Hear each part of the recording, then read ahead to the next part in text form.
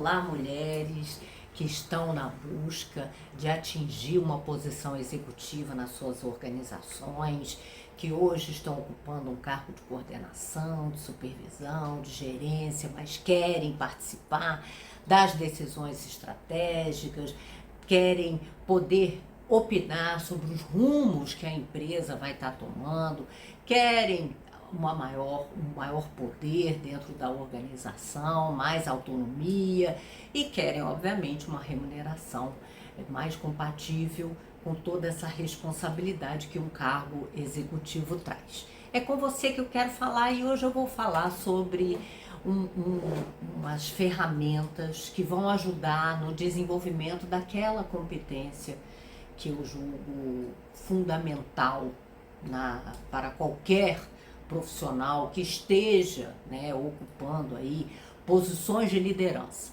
E essa competência é a inteligência emocional. Eu acho que a forma como a gente lida, com as nossas emoções, como é que a gente reage diante de algumas situações, circunstâncias, tudo isso vem da nossa capacidade aí de lidar com as nossas emoções. E, obviamente, um dos primeiros passos tem a ver com esse reconhecimento das emoções. E eu quero falar de uma ferramenta que explica um pouco o nosso jeito de ser, que são as ferramentas que permitem um maior autoconhecimento. Eu vou falar de três, são três ferramentas que eu tive a oportunidade de conhecer, oportunidade de ver sendo aplicado e vendo as pessoas tendo a oportunidade de se conhecer melhor e com essa informação também lidar melhor com as suas equipes. Porque quando a gente entende como a gente conhece ferramentas que mostram que as pessoas têm reações e têm um comportamento diferente do nosso, e que isso não é pessoal, não é um ataque à nossa autoridade, a gente começa a ter uma liderança mais ponderada, a ter também reações mais adequadas àquele comportamento que é completamente diferente do nosso, mas que é genuíno e é das pessoas. E com isso a gente desenvolve uma segunda habilidade dentro da inteligência emocional, que é a habilidade da empatia, de reconhecer realmente quão genuíno é o sentimento do outro, a justiça daquele sentimento, sem precisarmos julgar aquele sentimento do outro. Quais seriam, então, essas três ferramentas que vão trazer tanta contribuição para a nossa capacidade de liderança e assim nos prepararmos ainda melhor para uma posição executiva? Bom, existem três ferramentas incríveis. A primeira é o DISC, então é uma ferramenta psicológica que tem a ver aí com estudos que foram desenvolvidos a partir de mestres aí da psicologia, e o DISC ele trabalha com 4 letras, que tem a ver com 4 tipos de reações ou de comportamentos que as pessoas têm com relação ao trabalho. Então o DISC é uma ferramenta, quando eu tive a oportunidade de estudar o DISC, é uma ferramenta que ela é muito usada para ver o quanto ela pode ser usada, para ver o quanto que a pessoa se adequa àquele tipo de atividade, aquele tipo de desafio e também a forma que a pessoa aí vai reagir diante de alguns acontecimentos. Ele trabalha também a questão de, sob estresse, o que muda no comportamento da pessoa. Então, muitas vezes a gente tem um comportamento padrão no dia a dia, mas sob estresse a gente acaba adotando uma atitude diferente da nossa. A gente se torna mais de um jeito que não é o nosso jeito convencional. Isso é uma coisa muito interessante que o DISC permite. Mas o que são essas 4 letras, D de dominância, então é DISC, D de dominância, I de influência, S de steadiness e C de conscientiousness, que tem a ver, né, o steadiness tem a ver aí com o que a gente chamaria de estabilidade e o C que a gente chamaria de conformidade. Então vamos agora falar um pouquinho de cada uma dessas, né? O que é a dominância? A dominância tem a ver com a relação com o poder, né? Essa questão de controle, de querer estar sob o controle da situação, de gostar, de trazer para si a responsabilidade. Então a dominância ela tem muito a ver com cargos de liderança.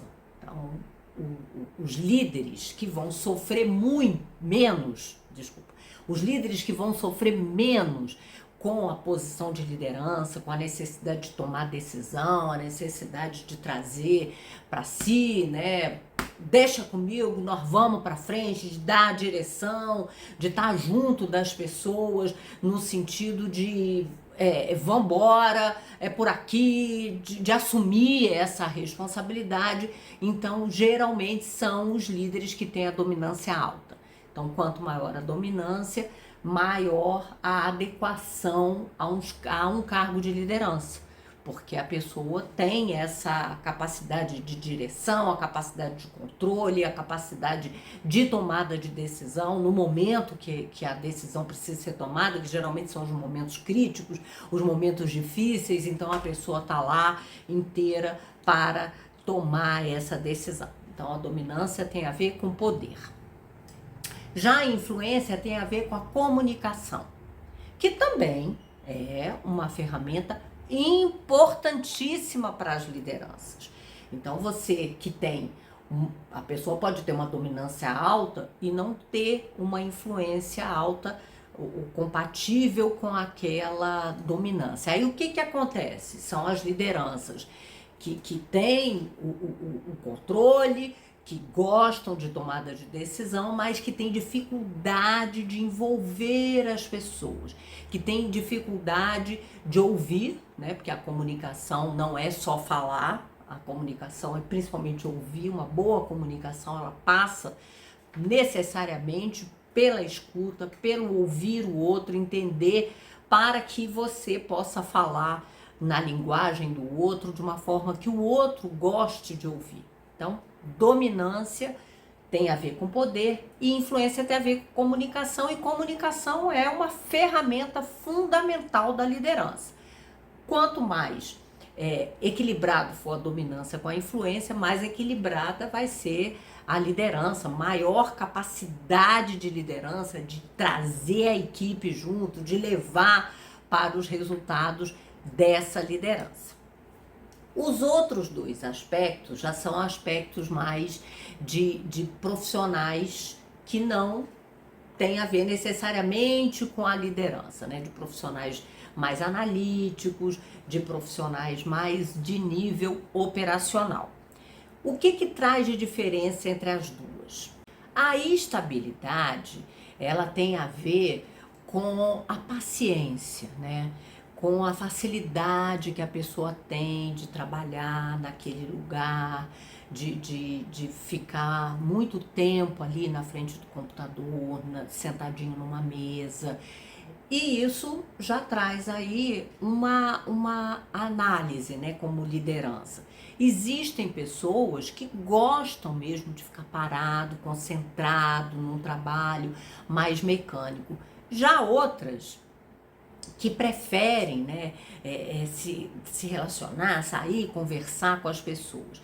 Então, dependendo da atividade que a gente tenha, algumas pessoas vão se adaptar melhor a essa atividade do que outras. E às vezes a gente passa um pouco por cima disso, achando que as pessoas sabem que o trabalho é assim, que é óbvio que as pessoas têm que, sabendo que o trabalho é assim, estar felizes com o trabalho que elas têm. Mas acontece que é uma característica da pessoa querer, por exemplo, mais movimento. Então, eu me lembro que a gente, na liderança de um contact center, O bom profissional do contact center, ele tem que ter essa estabilidade alta. Por quê? Porque ele tem que ficar, apesar dele lidar com diversos assuntos, né, diversos temas ao mesmo tempo, ele tem que gostar de ficar ali na frente do computador sentado naquele período que ele fica ali na frente do computador sentado.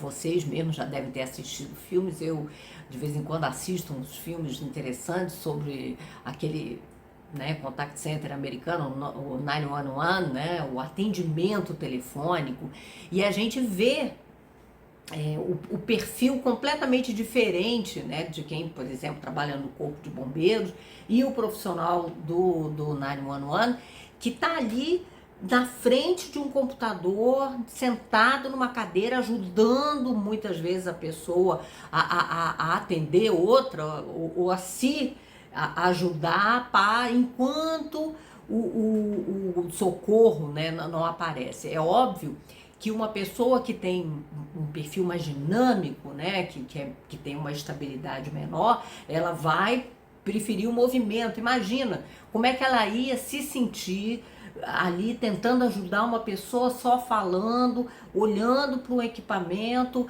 presa numa mesa. Como é que isso pode ser realmente desafiante para uma pessoa que gosta do movimento?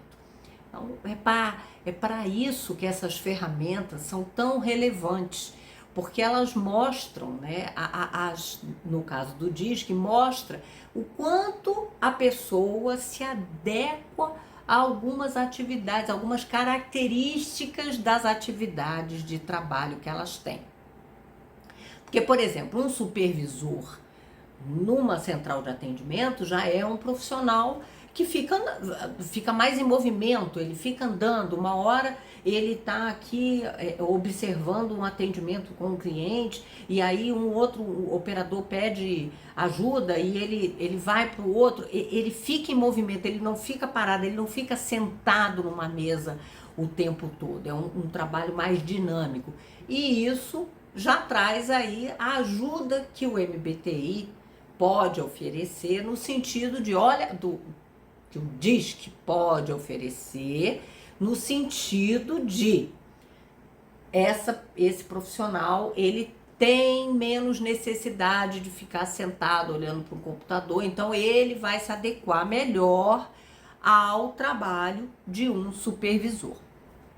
Então, olha quanta coisa legal o DISC traz de contribuição. Ele é uma ferramenta muito usada em algumas empresas para o processo seletivo, justamente por isso, porque ele consegue, né, entender as necessidades, as características do trabalho e as características do profissional e fazer o casamento. E quanto mais match, né, quanto mais alinhado estiver as características do profissional com as características do trabalho, maior a facilidade desse profissional de trazer os resultados esperados.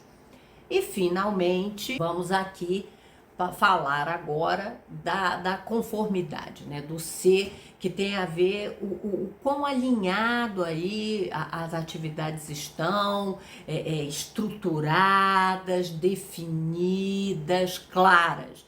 Então, quanto mais a pessoa gostar de um trabalho estruturado, ficar bem num trabalho estruturado, maior essa conformidade.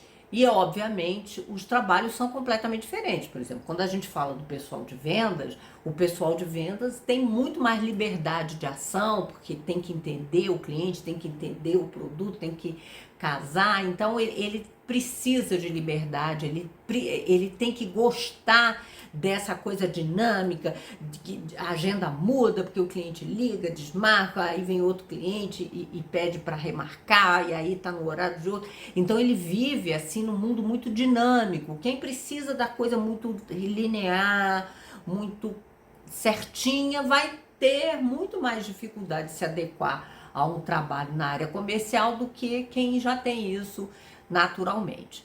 Então, essas ferramentas ajudam muito a montar uma equipe, ajudam muito a saber quem vai estar mais feliz ou menos feliz com uma determinada atividade, ajuda muito a entender Por que que algumas pessoas, quando são promovidas, não gostam do trabalho, começam a ter dificuldade com algum trabalho? Por quê? Porque na sua característica básica lá, ela não entende, ela não gosta das atividades que aquele trabalho traz. Por isso que algumas pessoas que trabalhavam, por exemplo, com muita influência, numa área que precisa de muito relacionamento, pode sofrer muito quando vai para uma área que as coisas estão lá muito estruturadas e não tem muitos contatos, né? Um trabalho mais técnico ali na frente do computador pode ser um grande sofrimento para quem tem a questão aí da influência muito alta. E da mesma forma, a pessoa que tem um D muito alto, naturalmente vai buscar um crescimento, vai buscar uma atribuição de chefia com muita naturalidade, muita espontaneidade. Por quê? Porque é a praia que essa pessoa gosta, né? De ter liberdade de tomada de decisão, de chamar as pessoas para ir junto, de ver ter ali a visão do caminho e ir em busca desse caminho. Então, o DISC é uma ferramenta já muito conceituada, muito usada no mercado realmente. O mundo de RH usa muito o DISC e é muito fácil, muito simples de usar, os relatórios são muito bons e, obviamente, te ajudará no seu caminho de desenvolvimento para chegar numa posição executiva. A segunda ferramenta é o MBTI, né? Então, o MBTI também é uma ferramenta que vem aí da psicologia, que tem a ver com o modelo do Jung. Então, é uma ferramenta também bastante usada e que ajuda muito a entender o nosso jeito de ser, o nosso comportamento. Então, o MBTI, o nome tem a ver aí com as autoras dessa ferramenta, que são mãe e filha, psicólogas, e as quatro, né, as quatro combinações, são diversas combinações de letras que a gente tem, e a primeira tem a ver com a forma como a gente prefere, são as nossas preferências para obter energia, né? Em que mundo que a gente prefere obter energia? Então, se a gente prefere através da extroversão, do contato com outras pessoas, a energia aí através das relações, ou se a gente prefere obter através dos pensamentos, das ideias, da reflexão. Então, o de extroversão, então eu posso ser ou I, extroversão versus introversão. Então, qual é uma diferença básica aí entre o extrovertido e o introvertido? Quando você oferece, né, um desafio, a empresa está precisando XPTO. Para o extrovertido, a primeira reação dele, né, principalmente para aqueles que já são de posição de liderança, é querer compartilhar isso com sua equipe, ouvir a opinião, ouvir ele mesmo falando, né? O extrovertido, ele tem muito disso. Na hora que ele está verbalizando o que ele entendeu, ele começa a entender melhor. A própria verbalização, o caminho de falar já leva o extrovertido a entender melhor a situação e poder tomar as decisões e sair aí para a ação. Então, o extrovertido, ele busca energia fora, ele busca falando, conversando com as outras pessoas, ele precisa disso para resgatar a energia para ele ir para a ação. O introvertido é o caminho inverso. Ele precisa ir para uma sala fechada, ele precisa ter um momento com ele mesmo, eu falo que é conversar com seus botões e chegar aí num ponto para que ele se sinta à vontade para compartilhar com as pessoas já um caminho de ação definido. Depois de toda a reflexão do pensamento, isso renova a energia dele, o torna aí mais forte no sentido de estar mais bem preparado para a ação. O extrovertido vai construindo a ação conforme ele mesmo vai verbalizando, ele mesmo, não, eu tinha entendido isso, mas agora ao me ouvir eu percebo que não é nada disso, que é aquele outro caminho. Então o extrovertido ele parece nesse sentido menos organizado, né? O introvertido, quando ele passa o entendimento para a equipe, ele já passa de uma forma mais organizada, mais estruturada, porque ele já refletiu muito sobre aquilo. Então, vamos pensar. Nesse mundo de hoje, do Open Space, quem é que se adapta melhor ao mundo do Open Space? Obviamente o extrovertido, porque ele já está ali com a galera, né? O introvertido até sofre, porque ele precisa de um espaço para reflexão. Então, quando a gente tem na nossa equipe extrovertidos e introvertidos, o que acontece? Quando a gente traz, né, um desafio da empresa, olha, a empresa está querendo que a gente faça isso, o que vocês acham, é um projeto, papá. O extrovertido já entra logo na conversa. Não, mas que legal esse troço aí, porque a gente pode fazer. Já está animado. E o introvertido, muitas vezes, ele paralisa, né? Aí parece que ele não está gostando, parece que ele não vai trazer contribuições, parece que ele pode até querer boicotar o projeto, mas não é nada disso. Ele só está precisando de um tempo para refletir, para pensar sobre como que aquilo pode ser desenvolvido e aplicado. Eu tive a oportunidade de trabalhar com uma gestora incrível, que era muito criativa, ela era um espetáculo de criatividade, só que era tanta criatividade que muitas vezes ela tinha dificuldade de estruturar as ideias dela. Ela era realmente, assim, uma das pessoas mais criativas com as quais eu já trabalhei, e ela era incrível, uma pessoa maravilhosa. E a nossa sorte foi que ela pôde montar ali um time em que ela tinha uma pessoa introvertida com ela.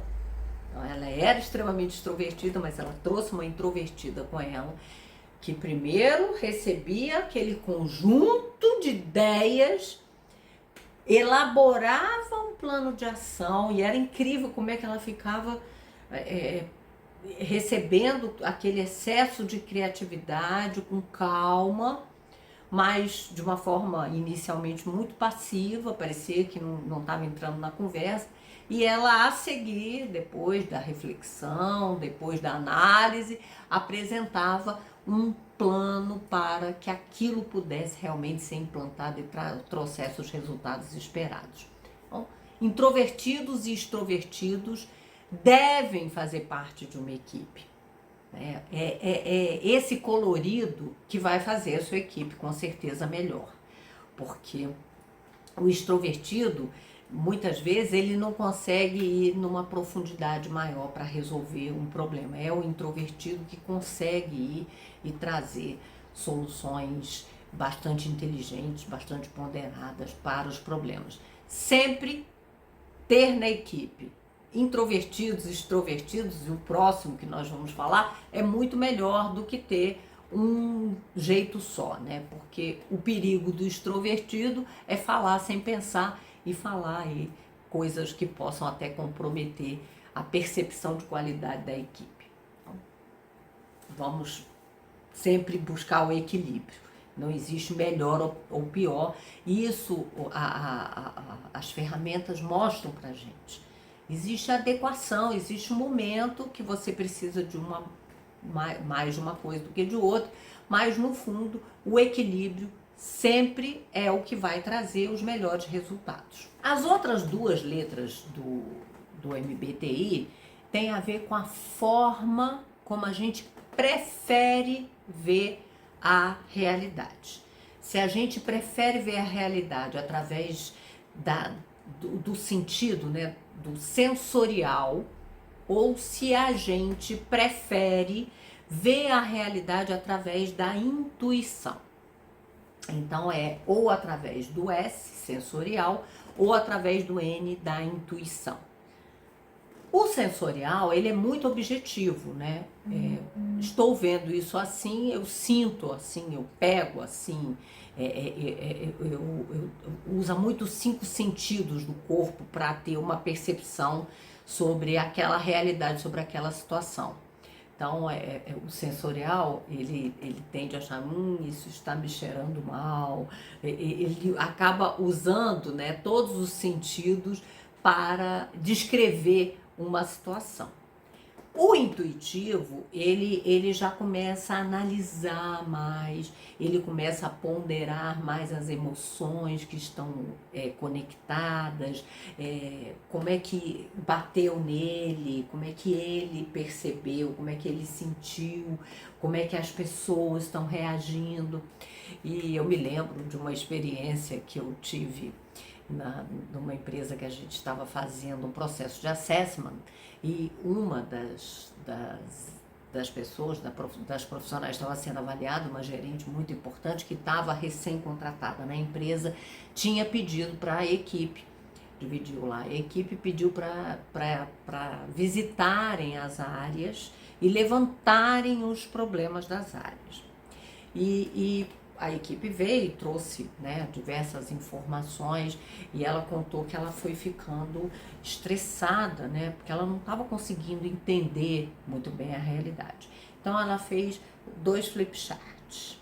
Um flip chart com o que realmente era, né, a máquina que quebrou, a ausência, né, o sistema que parava, as questões objetivas. E uma outra, a que parecia, né, que eram mais os sentimentos, as dificuldades das pessoas, as reclamações divagantes, né, aquelas reclamações que não são muito claras, umas coisas que poderiam no futuro até se transformar num problema, mas que não era o problema. Aqui era o problema, era aqui que eles iam atacar. Essas questões relacionais, de impressões, isso aí depois alguém ia cuidar, que não ia ser ela, porque ela ia resolver os problemas práticos e objetivos. Então esse é bem um modo para a gente perceber, né? Eu sou intuitiva, quando ela falou isso, eu achei isso assim uma coisa espetacular, porque eu nunca pensaria nisso, e é óbvio que eu ficaria bastante tempo debatendo, porque obviamente, né, aqui é o problema real, existente, mas isso aqui pode ser causa de grandes problemas no futuro. Mas sem dúvida ela me ajudou a perceber que em muitas situações a gente tem que ser mais objetivo e mais para o que é de verdade, não para o que poderá vir a ser um problema. A terceira dupla de letras aí do MBTI tem a ver com a forma como eu vou tomar as decisões. Se eu tomo decisão baseado no pensamento, na lógica, na razão, ou se eu vou tomar as decisões com base nos sentimentos, né? Então, é o T, né? Se eu vou ser no thinking, no pensamento, na lógica, no concreto aqui, ou se eu vou aqui para os feeling, né? Para os sentimentos e no que os outros vão sentir, muito voltado mais para o outro, muito mais empático, é o formato. Então, como é que a gente, né, do pensamento, T, costuma agir? Costuma agir de uma forma objetiva e clara. Qual é a regra? A regra é clara e vamos seguir a regra. Ah, não tem regra. Então, o que é justo? Então, é muito pelo senso da justiça. O que é justo com o grupo? Então, geralmente opta pelo que é justo para o grupo. A liderança, que é mais T, vai sempre estar pensando na equipe como um todo, no impacto na empresa. Então, é muito mais racional. É um processo bastante racional de tomada de decisão. Já o pessoal do sentimento já fica muito mais preocupado com as emoções, com a situação do indivíduo, aquele indivíduo em si, o que ele está precisando, como é que eu posso ajudar. Então, empatiza muito mais, cuida muito mais do humano. O que a gente precisa? Do equilíbrio, né? Então, o MBTI ensina pra gente o seguinte, que nós evoluímos quando a gente consegue aproximar, né, ter essas tendências, essas preferências o mais leves possíveis, né? Que a gente se aproxima mais de um equilíbrio entre as duas preferências. Ou seja, em tudo, né? Tanto no E com I, a gente falar pensando, por exemplo, a gente tem um momento também que a gente busca aprofundar o nosso entendimento com a gente mesmo antes de estar debatendo com as pessoas, a gente buscar também mais objetividade, fugir um pouco dessa pensação, mas de ver tantas conexões, tudo que pode ser e ser mais objetivo. E aqui também, né, entre os sentimentos dos indivíduos e o que é melhor, o que é justo, o que tem a ver com as regras, né? Existem momentos que a gente precisa quebrar uma regra, porque é o humano, a gente está cuidando de um ser humano ali, né? A gente aí tem que cuidar para não afetar a galera como um todo, né? A equipe como um todo, mas tudo na vida é uma questão de equilíbrio, né? E isso é muito importante. Quanto mais leve for a tendência, maior a nossa versatilidade diante aí para as tomadas de decisão, né? A gente entender, muitas vezes, né, a gente vai precisar tomar uma decisão baseada na regra, baseada no que está escrito, no que foi definido anteriormente, mas porque a gente tem essa capacidade de entender o impacto, de verificar, né, a emoção, de ter consciência da emoção do outro, a gente se preocupa em cuidar das pessoas. Porque óbvio que algumas decisões são muito difíceis. Por exemplo, quando você tem que demitir uma pessoa porque ela fez alguma coisa que confronta, né, com a regra, que confronta as normas da empresa. E essa pessoa é muito importante para o time, né? Eu acho que todo mundo já viveu, eu já vivi uma situação assim, eu acredito que vocês como liderança já devem ter visto situações assim ocorrer. E como é a melhor forma de fazer isso?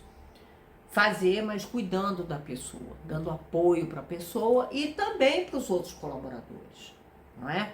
Porque o impacto não é só em quem sai, o impacto também é quem fica e que sofre, porque é óbvio que muitas vezes a pessoa precisa muito do emprego, então tem todo um conjunto aí de fatores além da regra, né? E cuidar das pessoas é uma ação perene da liderança. Uma liderança que não cuida da sua equipe, que não cuida das suas pessoas, obviamente não pode ser chamada nem de liderança, é um bom chefe, né? Mas para um cargo executivo, a competência que vai ser usada não é só a competência de gestão, de organização, de controle, mas é também a competência de liderança que passa necessariamente pelo cuidado, né? Pelo carinho mesmo que você tem para com os integrantes da sua equipe, né? Com os seus colaboradores. Isso é fundamental. E aí a gente está vendo que o equilíbrio entre a razão e a emoção vai trazer vai aflorar, né, essa habilidade, essa competência nas lideranças. Por fim, a última combinação de letra tem a ver com o estilo de vida, né?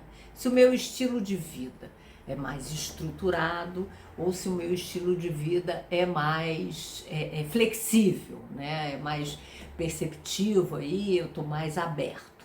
Então, vamos entender cada um desses dois aí. A letra é se eu sou julgador, que é o J, ou se eu sou perceptivo, que é o P. O julgador são as pessoas que diante de um desafio, elas estruturam o que elas vão fazer. Então, elas claramente montam meio que um passo a passo, quase que automático, diante dos desafios que são apresentados. E elas cumprem, né, o que foi combinado, né? Então, elas são muito boas, por exemplo, para organização, para planejamento e organização, porque elas vão ali definindo realmente o que precisa ser feito e sabendo, controlando muito bem o processo para verificar aí se as coisas estão acontecendo conforme o previsto. Já o perceptivo é bem mais flexível. Então, geralmente são as pessoas que não saem fazendo, elas não saem já estruturando um plano de ação, pelo contrário, elas querem liberdade, elas querem consultar diversas pessoas, elas querem entender um pouquinho melhor o que está acontecendo, e elas, porque estão mais abertas, estão mais olhando mais, né? Elas têm a oportunidade de encontrar os atalhos, né? Que o julgador, ele já foi para a luta lá, já está no caminho, ele olha para o caminho que foi traçado e ele vai. O perceptivo está aberto e ele, de repente, encontra ali, opa, olha, um atalho para a gente encontrar isso. Mas nem sempre isso acontece. Então, principalmente para as lideranças, para profissionais em cargo de liderança, a coisa de ser muito perceptivo, de acabar, muitas vezes, fazendo as coisas em cima da hora. O perceptivo tem essa habilidade, por um lado, né, que é boa, de em cima da hora fazer as coisas acontecerem, gosta de trabalhar com prazo muito curto, o que incomoda muito o julgador, mas de modo geral, para o executivo, você tem que traçar um plano de ação. As pessoas querem um norte, querem saber o caminho que elas vão ter que seguir. Então, muitas vezes, para os liderados, lidar com o profissional assim, que é mais relaxado, né, que demora mais para ter o ânimo de sair e ir para a luta, que o perceptivo é assim, ele tem uma necessidade de ficar sentindo, de ficar refletindo, de ficar trocando. Aí sim, depois, quando já está mais em cima da hora, vem aquela lufada de vontade de fazer acontecer. Ele sai para fazer acontecer, às vezes faz muito bem feito. Mas para a equipe isso pode ser muito avassalador da energia, porque eles ficam perdidos sabendo que tem uma meta ali de prazo, e isso realmente pode consumir muitas pessoas, principalmente se na equipe existem julgadores, porque o julgador, ele quer botar a mão na massa de uma forma estruturada e não ficar atirando para tudo quanto é lado. Então dá para entender também por que algumas pessoas trabalham melhores com umas do que com outras. Por quê? Porque se eu sou uma pessoa perceptível, eu gosto de trabalhar em cima da hora. Eu viro à noite para entregar um trabalho e fico feliz ali virando à noite, fazendo um trabalho diferente e tal. Para um julgador, na hora que ele tem que virar à noite, porque eles perderam 10 dias vendo um monte de coisa que não estava levando para o caminho final, para o julgador isso é a morte. É a falta de produtividade máxima, é a falta de organização, é uma falta de competência. Então ele sofre com uma liderança assim. Você, como liderança, se você é um ou outro, você vai precisar entender o quão importante, por exemplo, se eu sou perceptivo, o quão importante é ter um julgador ali, e é bom delegar para esse julgador alguns aspectos para que ele vá trabalhar, para que ele não sofra. Porque, por exemplo, para ele é alto sofrimento varar à noite para fazer um trabalho sabendo que tinha prazo. É diferente quando tem que varar à noite porque não tinha prazo nenhum e foi dado pela empresa. Aí é outro papo. Aí não tem julgador, não tem perceptivo, não tem nada. É fazer porque tem que fazer. Mas quando tem prazo, para o julgador é a morte. Já para, né, o flexível, não tem problema nenhum, ver à noite é maravilhoso mesmo, que as ideias fluíram, então fica mais sintonizado, fica em sintonia.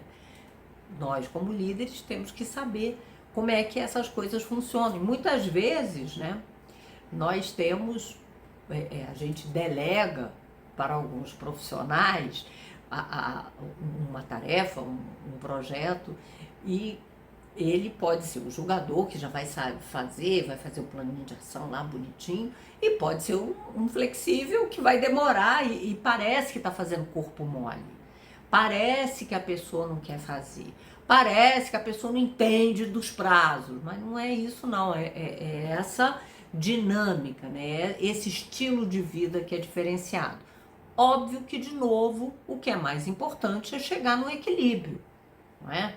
Porque ser muito flexível também pode te fazer ir para um caminho que não é o bom, que não é o melhor. Existe ali atalhos, existem outros aspectos a serem considerados que não são esses planejados desde o início.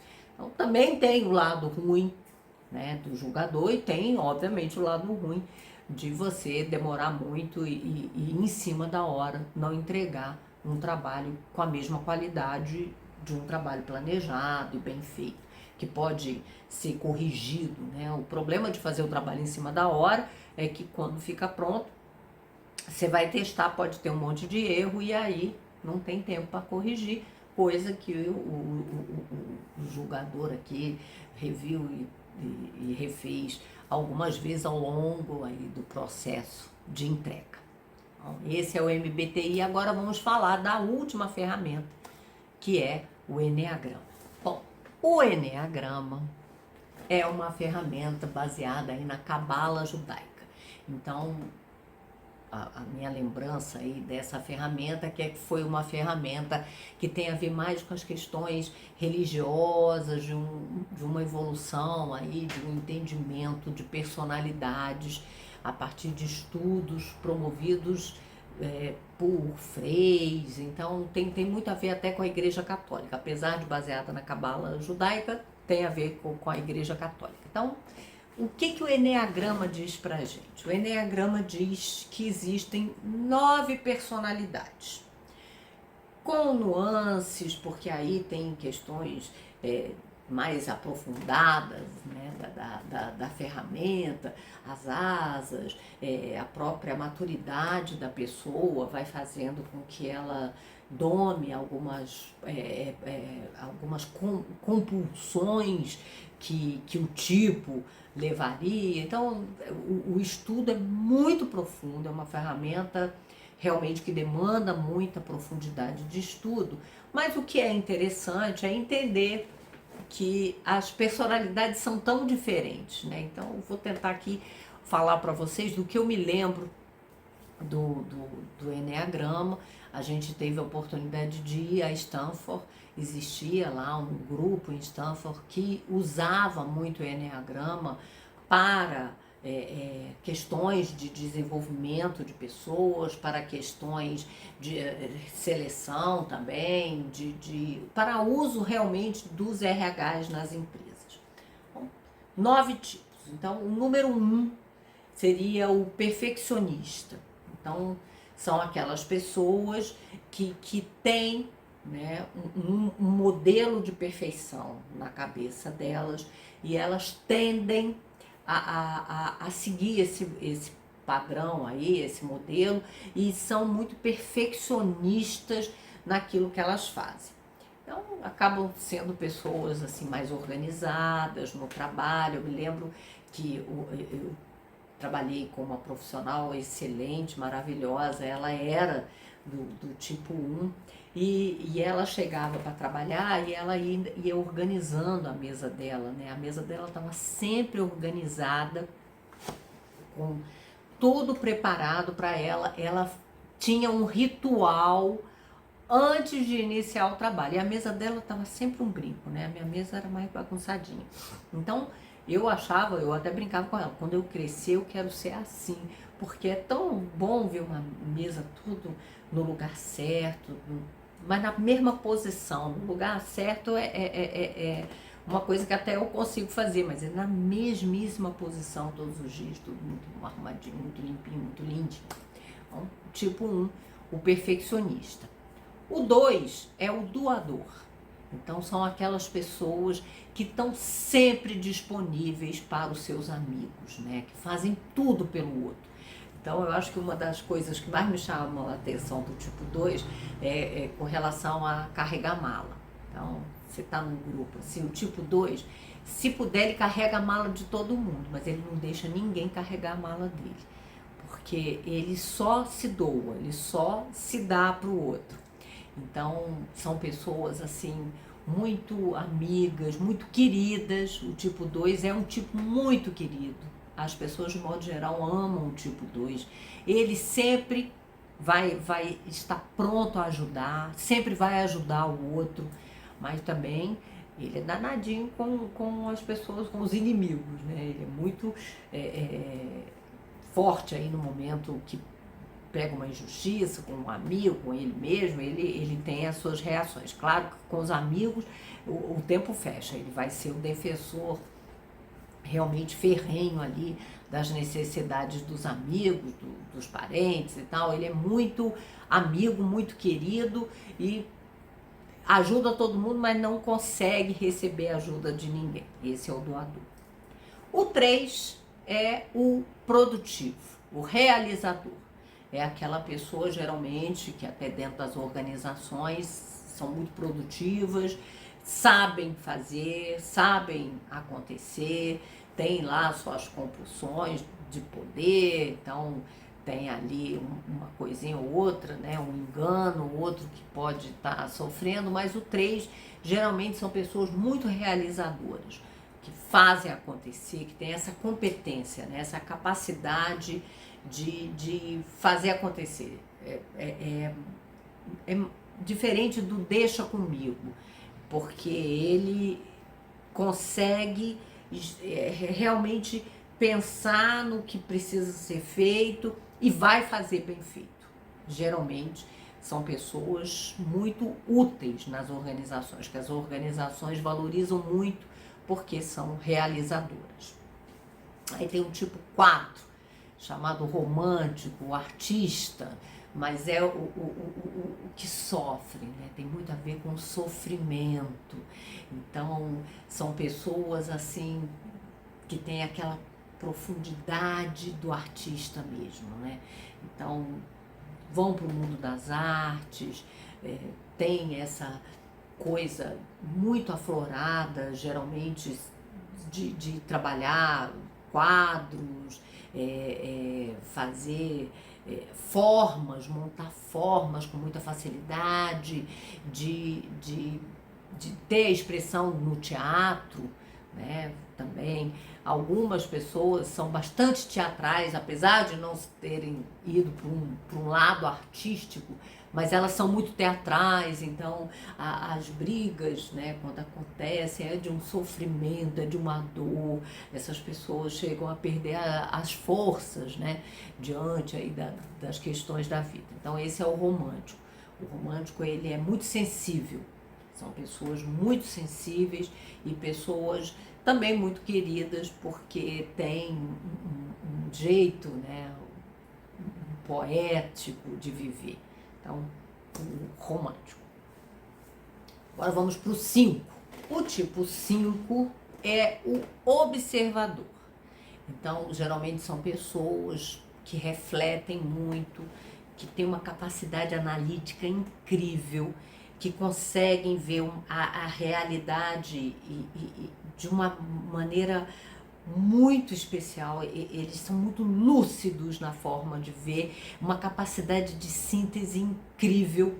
Então eu tive a oportunidade de conhecer alguns tipo 5, e nas reuniões, aqueles debates, aquelas coisas, o tipo 5 ele chegava num determinado momento, ele não é o mais falante, mas ele, quando se comunica de uma forma incrível, especial. Então eu me lembro dessa executiva do tipo 5 que chegava num determinado momento, ela fazia uma varredura do que tinha dito e falava a essência do que precisava ser entendido de tudo aquilo ali. Ela tinha esse poder de síntese, de trazer a essência, o que era mais importante para a gente. E eu tive a oportunidade de trabalhar diretamente com o tipo 5 e era muito interessante, porque o tipo 5 é aquele que parece que mora num castelo medieval, que tem que baixa, né, a ponte levadiça, sobe a ponte levadiça. Então tem um momento que ele baixa a ponte para a gente entrar no palácio, trocar ideias com ele, mas aí tem um momento que ele expulsa a gente do castelo, levanta de novo aqui, né, a ponte, para que ninguém possa entrar, porque ele precisa resgatar a energia dele através da observação, através da reflexão, sem ter tanta gente falando, né? Então, o tipo 5 ele é mais reservado, ele precisa de um espaço para ele. Nesse sentido, o tipo 5 ele tem muito a ver com o introvertido, né, lá do MBTI. Então, tipo 5 observador. O tipo 6, ele é mais questionador. Então, o tipo 6, ele tem uma capacidade de observar o humano, de entender as segundas intenções. Ele, em alguns, é tido como advogado do diabo, né? Aquele cara que sempre costuma, ele tem essa competência e é muito comum você ver a pessoa falando: eu falei para você não ir assim, para você não falar assim, para você não fazer assim, que aquela pessoa lá não era confiável. Eu te avisei. Eu não disse? Eu não disse? Então o tipo 6, ele tem muito essa competência de ler, de fazer uma leitura do comportamento das pessoas e sacar quem é confiável, quem não é, e dar boas dicas com relação a isso. O tipo 7 é tido como epicurista, né? Que é o alegre. E o tipo 7, ele é muito jovem, ele é sempre de espírito muito jovem, muito aberto ao novo.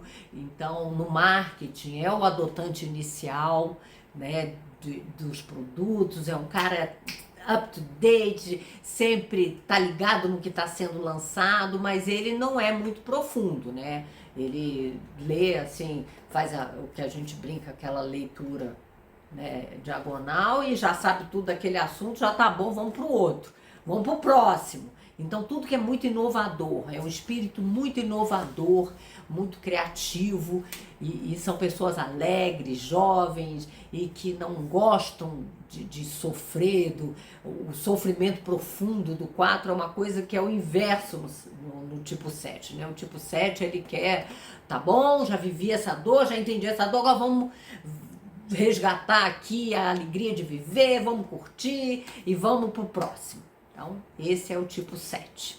O tipo 8 é o patrão. Então, geralmente, nas organizações, são os CEOs das organizações, os presidentes das organizações, porque eles naturalmente têm esse poder, essa liderança, né? Então, é uma força natural que os leva, né, para a tomada de decisões. Geralmente são pessoas muito estratégicas mesmo e que tem essa competência, né, esse charme de levar as outras pessoas para o que ela está dizendo, para o que ela está falando. São muito inspiradores. É a liderança muito inspiradora. O 3 é a liderança pelo exemplo, e o 8 é a liderança pela inspiração, pela capacidade de envolver as pessoas, de levar as pessoas, conduzir as pessoas com resultado, que tem um poder natural, tem uma força natural, tem um físico de poder, né? O 8 é a transfiguração assim, do poder das pessoas. Então, grandes presidentes de países, grandes presidentes de empresa tem as características do tipo 8. Eu tive a oportunidade de trabalhar com o tipo 8 muito querido, que era muito especial. Então, realmente são pessoas diferenciadas das outras. A energia delas é uma energia que contamina, toma conta do espaço, né? O 8 é um tipo que toma conta do espaço. Quando ele chega, o espaço fica ocupado. A energia dele ocupa o espaço. É incrível, eles são incríveis. E, finalmente, o 9, que é o mediador, né? Que são as pessoas que têm essa competência natural de entender os diferentes pontos de vista, de ponderar, de que a gente chama um pouquinho, fica em cima do muro. Por quê? Porque ele entende os diversos aspectos de uma situação e aí fica difícil tomada de decisão, porque tem essa visão, não, isso aqui tem isso, mas tem aquilo, outro, mas já lá tem aquilo, outro, não. Então, numa discussão, eles são grandes mediadores, né? Eles conseguem fazer a mediação porque eles justamente têm essa habilidade natural de entender os diferentes pontos de vista. Então, os 9 tipos do Eneagrama, que eu me lembrei aqui rapidamente para estar falando para vocês. Mas o grande ensinamento, né, é que a gente precisa realmente se conhecer melhor, porque quando a gente, através dessas ferramentas, começa a se entender melhor, a gente pode se desenvolver. Então, a gente descobre o que a gente é, como que os outros realmente nos veem, né? Porque às vezes a gente acha que é de um jeito e as outras pessoas é que mostram que a gente não é. Por exemplo, a primeira vez que eu tive contato assim com eneagramas, lendo de uma forma mais aprofundada, eu achei que eu era o epicurista. Tinha uma coisa que me incomodava do epicurista, que é essa coisa mais rasa, né? Eu gosto de estudar mais, eu gosto de entender mais. Então eu achava que era o epicurista, porque sempre tem ali, né, as suas nuances. Mas aí a minha equipe chegou para mim, mas Ana, você não é o 7, você é o 3, você é tudo do 3. E aí realmente eu vi como os outros me viam e os outros me viam certo, porque realmente eu tinha muito mais a ver com o 3 do que com o 7. Então, a gente, quando começa a estudar, quando usa essas ferramentas, a primeira coisa é essa descoberta, a autodescoberta, é se aprofundar mais e entender, né, o que leva a gente a fazer o que a gente faz quando a gente faz, né?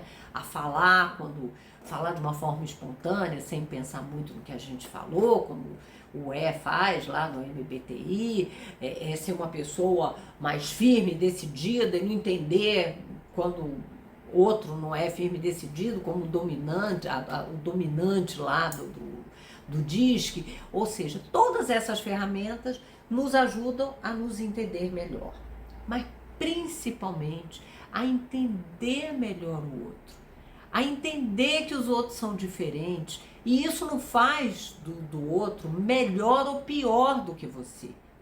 Diferente, com certeza diferente. Olhar para o diferente sem julgar, sem criticar, sem condenar. Existem em tudo na vida essas escolhas, né, da forma como a gente vai ser na vida,